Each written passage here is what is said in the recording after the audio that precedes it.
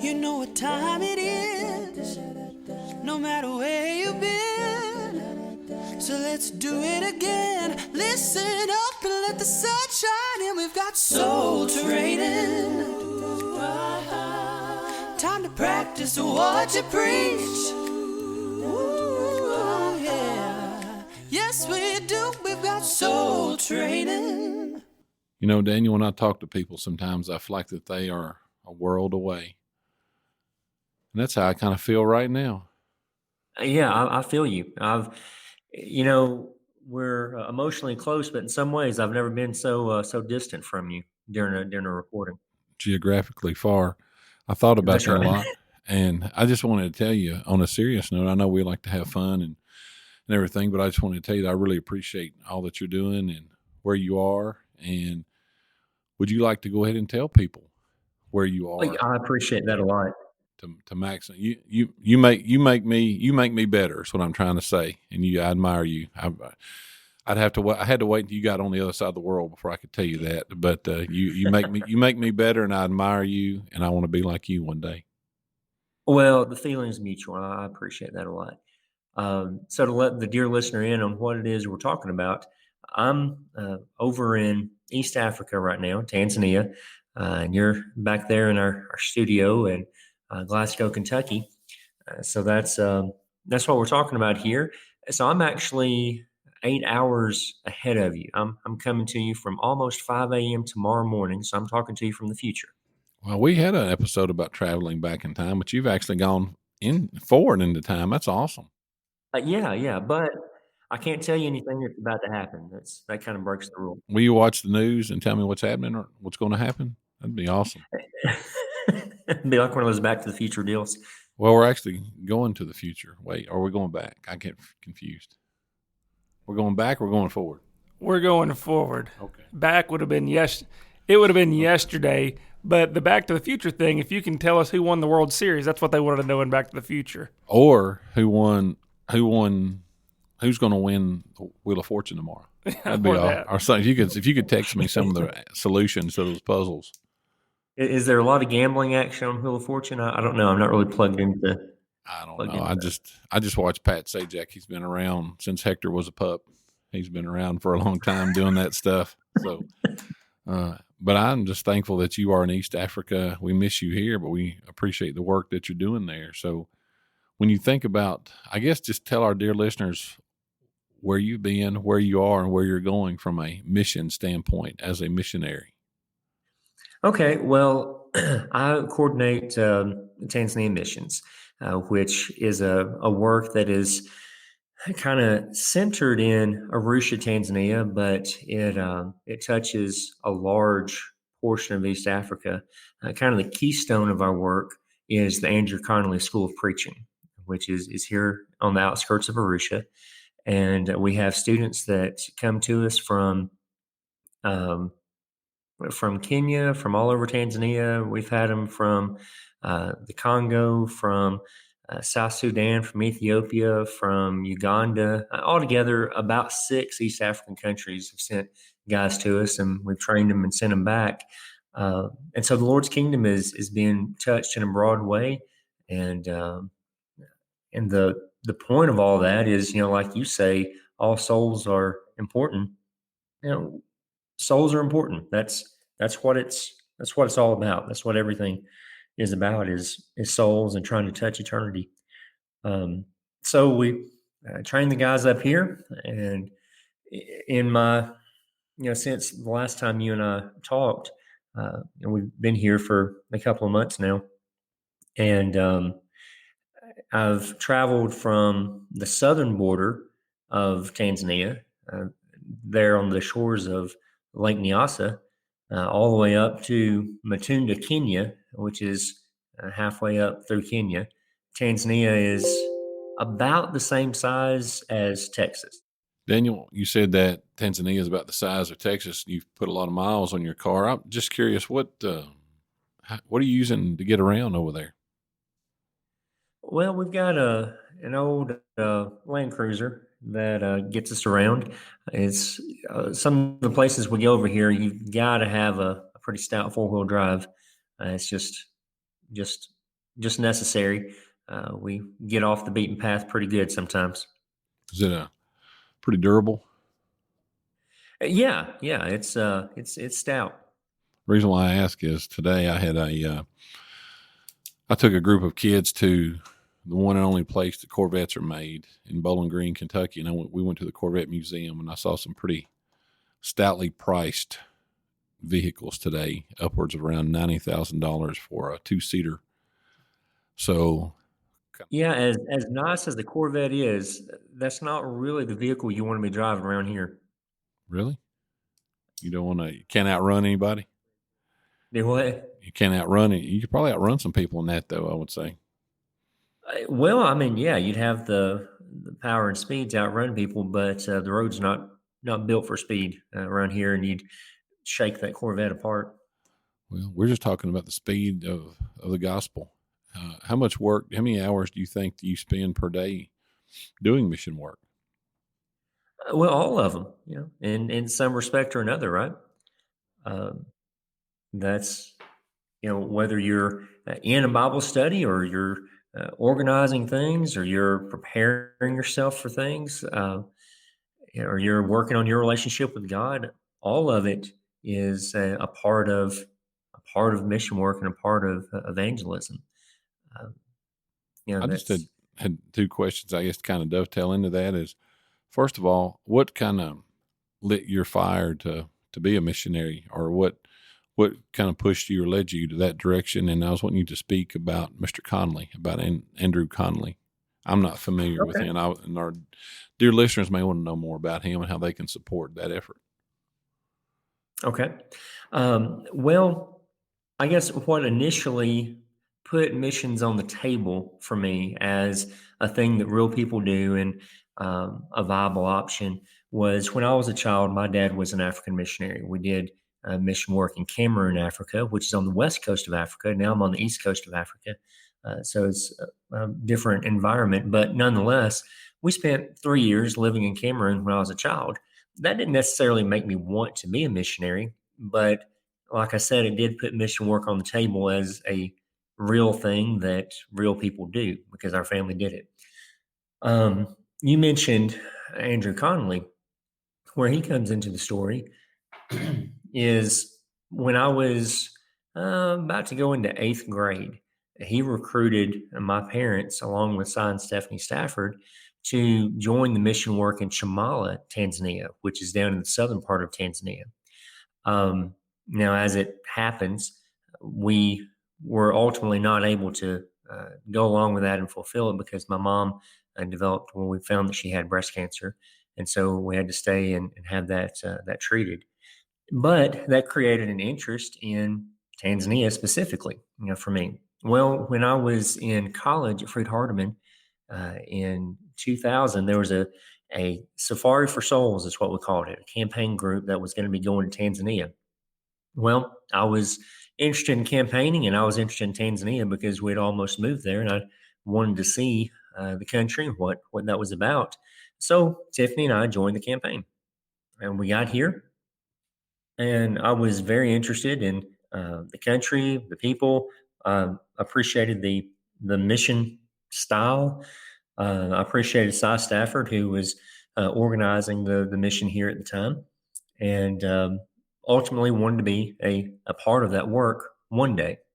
Well, we weren't ready to do it yet. Tiffany and I were newlyweds. There were other things we wanted to do in life. We wanted to get some things started, and maybe one day would come around in some more convenient time, and we would move to Africa and be a part of this work. Well, ultimately, we found that life was not getting more convenient, but less convenient as we had, more kids and, parents began to age, and there just are different things that make life less convenient instead of more convenient. So we decided if we were ever going to be involved in this work full time, we were going to have to pick an inconvenient time to do so. So that's what we did. We picked an inconvenient time and we moved to Africa and spent 3 years here full time. Um, and that's kind of how we got involved in it. Now, you asked again about Andrew Connolly specifically. He was a pioneer in East African mission work. I guess he kind of was the first or one of the first missionaries here in Tanzania. He began the work down in Chamala that I referenced earlier. And like I said, he recruited Cy Stafford, and so he was kind of Cy's mentor. And Cy came up here to Arusha eventually, and kind of based his efforts up in this area. And Cy became my mentor. Cy has since passed on and is enjoying his eternal reward now. But that's sort of the lineage of missions here. Is it started with Andrew Connolly, was passed on to Cy Stafford, and now I'm coordinating the work here. I'm switching gears just a little bit, but still sticking to mission work and evangelism. I know that you have done some work stateside in the U.S., I'm sure, when you were a Bible student, or maybe after that, I'm sure. But what's the difference, would you say, in terms of approach between stateside mission work and international mission work, as far as just basic Bible, setting up a basic Bible study? Yeah, evangelism in general, here versus other places in the world. Well, the gospel itself doesn't change. You just put it in a different cultural context. Sometimes it's kind of compared to like you've got a container of water, and imagine water is the gospel, and you pour it from one cup into another cup, and some of the contours are a little different, but the substance is the same as it sits within that cultural context. So one thing that happens is you begin to spend a lot of time thinking about, well, what aspects of what we do are essential gospel, and what aspects are just part of our culture, and what that looks like in our own particular setting. But like I said, the gospel itself doesn't change. So there are the key aspects of evangelism really aren't that different. The biggest thing that's different here in places like this is the evangelism is easier. The soul maybe is better prepared. I think that in a lot of more wealthy countries where people are not having to think about their subsistence on a daily basis as much, maybe there's a less spiritual focus that naturally comes to people. People here are naturally very spiritual. They're very interested. Bible studies here are, well, they're just easy to set up. You can walk down the street and start up a Bible study with almost anybody. The only limiting factor as to how many Bible studies you can have here is how much time you have to give to it. Whereas back home, setting up those Bible studies can be tricky. It's just more difficult. They're not quite as westernized here, in the idea that back home there's sort of, among a lot of people, the idea that how dare you try to win somebody else over to your religion or your way of thinking? How dare you imply that they're wrong, or that there's only one path to God, or one absolute truth? That kind of idea is offensive to a lot of people in American culture and Western culture in general.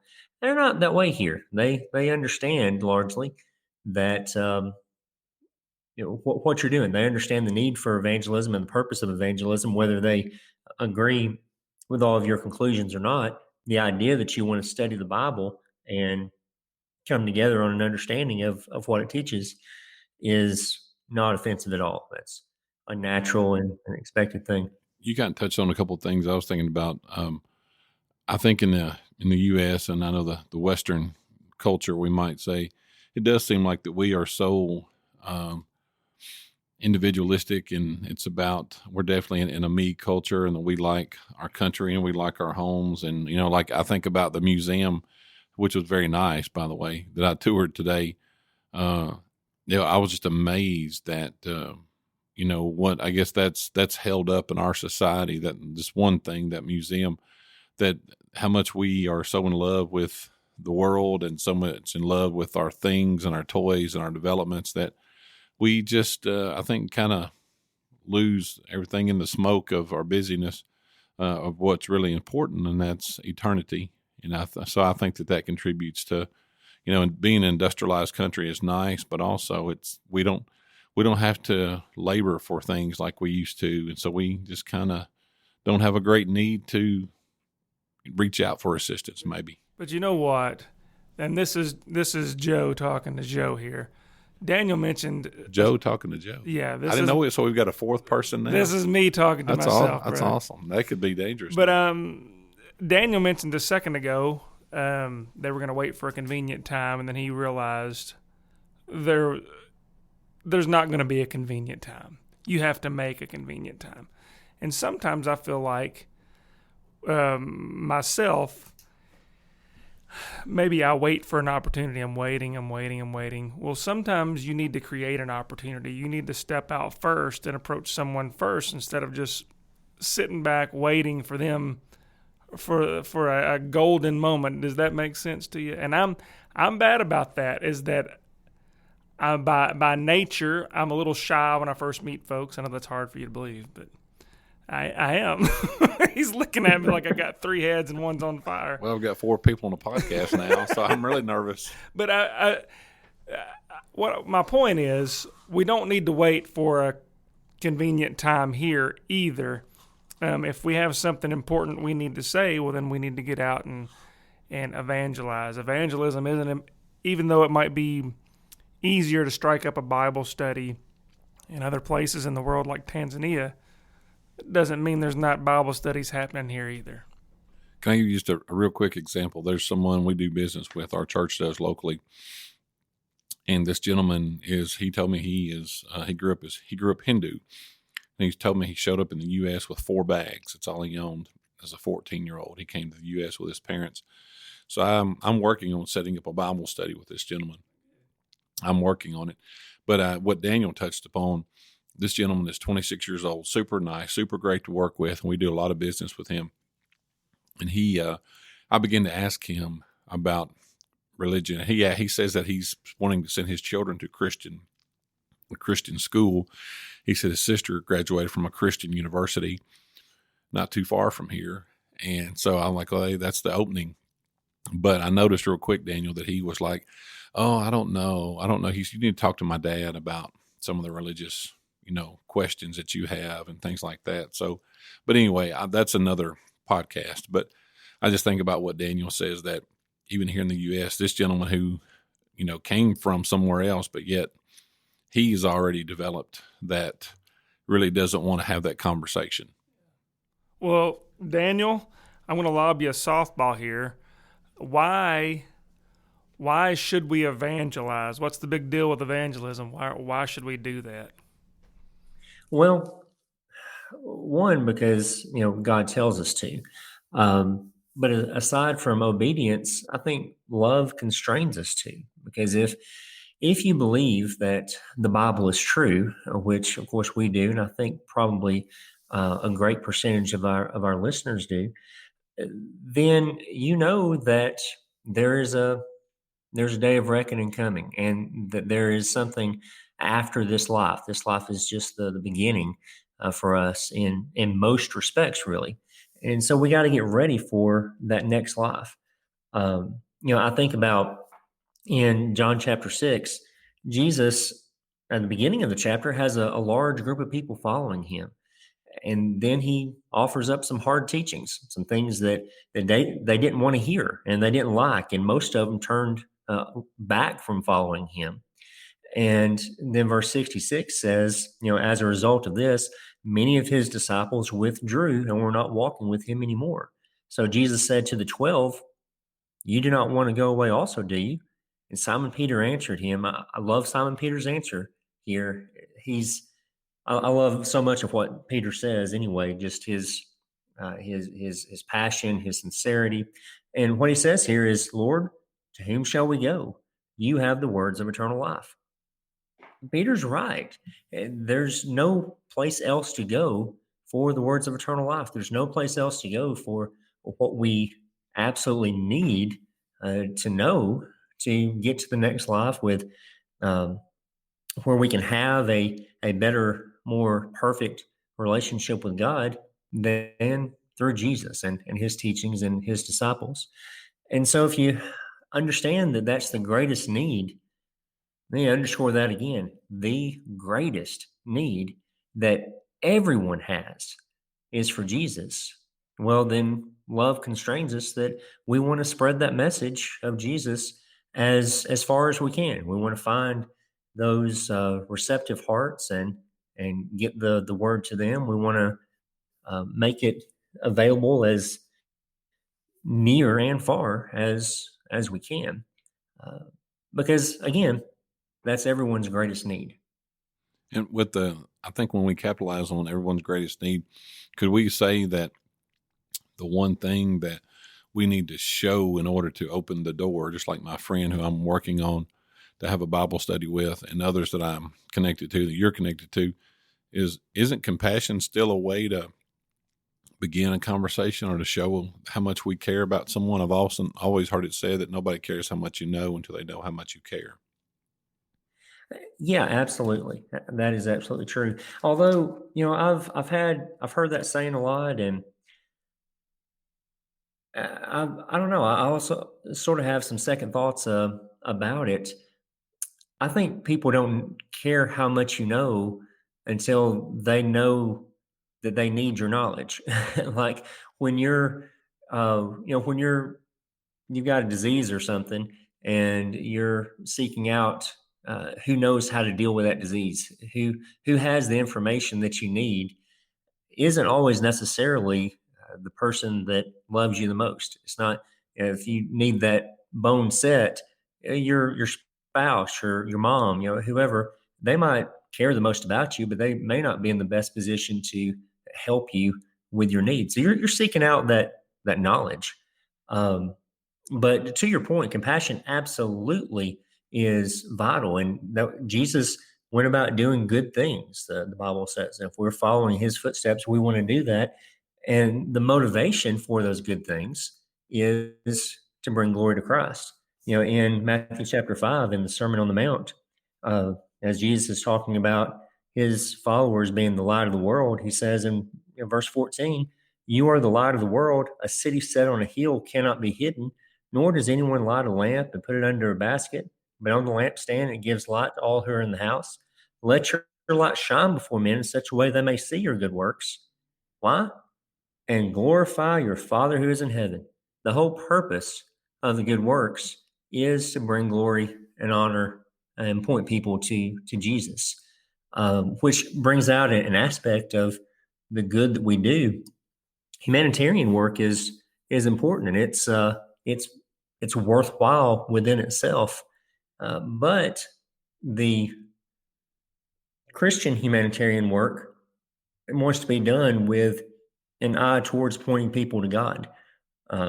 Why not use benevolence as an opportunity for evangelism?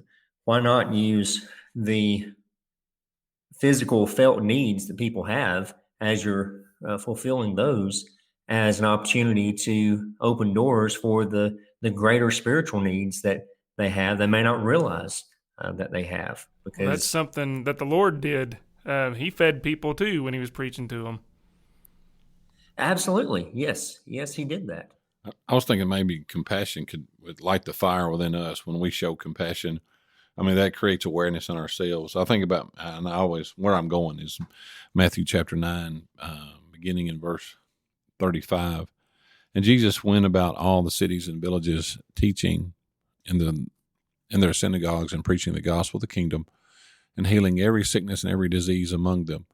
But when He saw the multitudes, He was moved with compassion on them because they fainted and were scattered abroad as sheep having no shepherd. Then He said unto His disciples, the harvest truly is plenteous, but the laborers are few. Pray therefore the Lord of the harvest that He will send forth laborers into His harvest. So I guess I was thinking about compassion. People do need, they must desire what you want to share, but compassion should cause us to be ready at a moment's notice, kind of like the Mayberry Minutemen that Andy used to talk about, just being ready. That compassion should show us to always have our antenna up looking.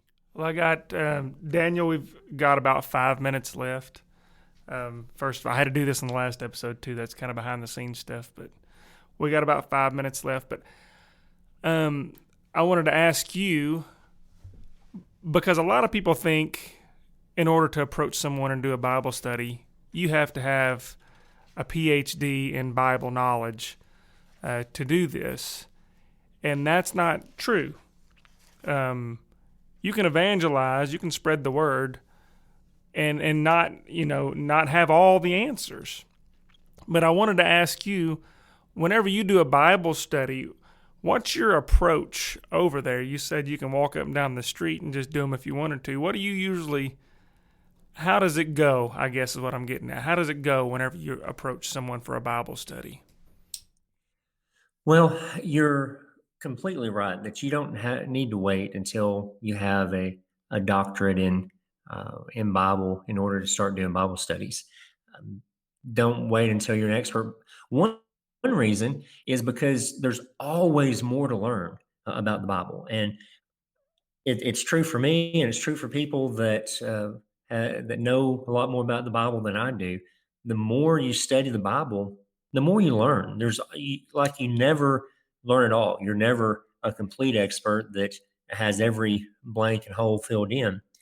So if you're waiting for that, you'll wait forever, and you'll never start telling people. So I think the place to start, my favorite passage about evangelism really is Mark chapter 5, which is dealing with the man that was possessed by legion. He was the man that was living in the cemetery. He was possessed by this legion of demons, and his life had been wrecked by that. He was a menace to himself and everybody else. Jesus cast these demons out of him, and he wants to follow Jesus with him, but he wants to follow with Jesus, but Jesus turns him back and says, no, basically, I need you here. Verse 19 says he didn't let him come with him. But he said to him, go home to your people and report to them what great things the Lord has done for you and how he had mercy on you. I think that's where evangelism starts, is by telling what great things the Lord has done for you. You got to believe that God has done great things for you, understand that he has, and then you start there. And I think it's important in a personal Bible study to come at it from an aspect of humility where you're not saying, hey, I've got all the answers, I've got everything figured out, but you're saying the Bible is where the answers are found. The Bible has what we need. Let's go to the Bible together and reason together from the scriptures about those things. So you're setting up the Bible as the authority, not yourself. And so if there's a weakness in the study, you're already admitting, hey, I don't know everything. So there may be something that comes up. Here you deal with some different questions. A lot of the questions are the same, but some stuff you deal with here. One time somebody asked me, what if I'm going down to the river to be baptized and I get eaten by a crocodile? So this was a legitimate fear here for him, right? Right. That's something that you're not getting in Glasgow, Kentucky very often. You also a lot of times have to deal with polygamy here. That's a widespread thing. You don't have that as much in Glasgow either.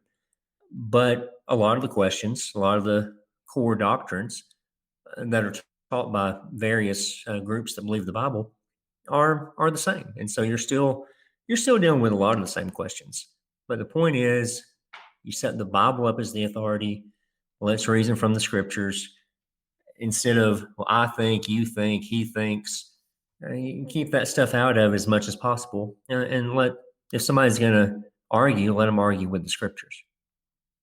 Well, Daniel, I have learned a lot about what you do, more about what you do. Is that your ride? That's coming. Are y'all about to go to work? We just heard a horn honk somewhere.